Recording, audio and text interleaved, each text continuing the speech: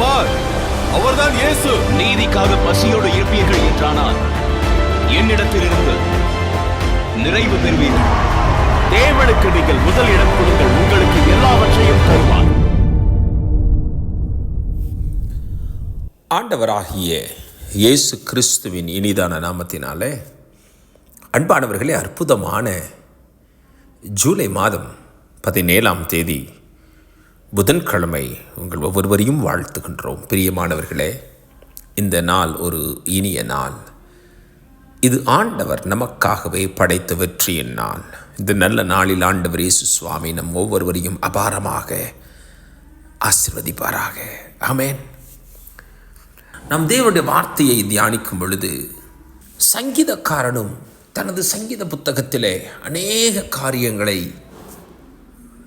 நம்முடைய விசுவாச வளர்ச்சிக்காக எழுதி வைத்திருக்கிறார். வேதாகமம் முழுவதும் அதிலே 119ஆம் சங்கீதம் 72ஆம் வசனம், இது ஒரு பொன்மொழி என்றே சொல்ல வேண்டும். அநேகமாயிரம் பொன் வெள்ளியை பார்க்கிலும் நீர் விளம்பின வேதமே எனக்கு நலம். அநேகமாயிரம் பொன் வெள்ளியை பார்க்கிலும் நீர் விளம்பின வேதமே எனக்கு நலம். The law of thy mouth is better unto me than thousands of gold and silver. என்ன ஒரு அழுத்தமான ஒரு வார்த்தை. இன்றைக்கு மனித உலகமே பணத்திற்கு பின்பதாக ஓடுகிறது.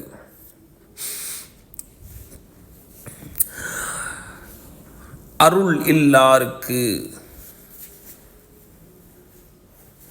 அவ்வுலகம் இல்லை, பொருள் இல்லாருக்கு இவ்வுலகம் இல்லை என்று சொல்லிக்கொண்டு அருளுக்காக அவ்வுலகத்தையும் பொருளுக்காக இவ்வுலகத்தையும் நேசிக்கும் இந்த நாட்களிலே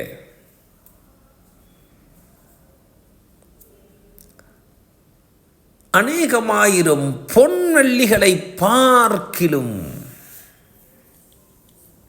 நீர் விளம்பின வேதம் அதுவே எனக்கு நலம் என்ற ஒரு சிந்தனையை யோசித்து பாருங்கள். பொருள் வேண்டும் தான், இல்லாவிட்டால் எப்படி வாழ்வது, எப்படி சாப்பிடுவது, எங்கே தங்குவது, எதை உடுத்துவது, எவ்வாறு பயணிப்பது, எவ்வாறு தொடர்பு கொள்வது, அனைத்திற்கும் பொருள் தேவை. முந்தின காலகட்டங்களிலெல்லாம் நம்முடைய மூதாதையர், தாத்தா பாட்டி காலத்தினர் கொஞ்சம் பணத்தை வைத்து சிக்கனமாக சிறப்பாக வாழ்க்கையை வாழ்ந்தார்கள். ஆனால் இன்றைக்கு அப்படியாக இருக்கிறதா? இல்லையே. இன்றைக்கு அநேக காரியங்களிலே நாம் சிக்கி தவிக்கிறோம். கவனியுங்கள், இந்த சிக்கலுக்கு நடுவிலே ஒரு காரியத்தை புரிந்து கொள்ளுங்கள். சங்கீதக்காரன் அழகாய் சொல்லுகிறார், அநேகமாயிரம் பொன் வெள்ளியை பார்க்கிலும். அநேகமாயிரம் பொன் வெள்ளி,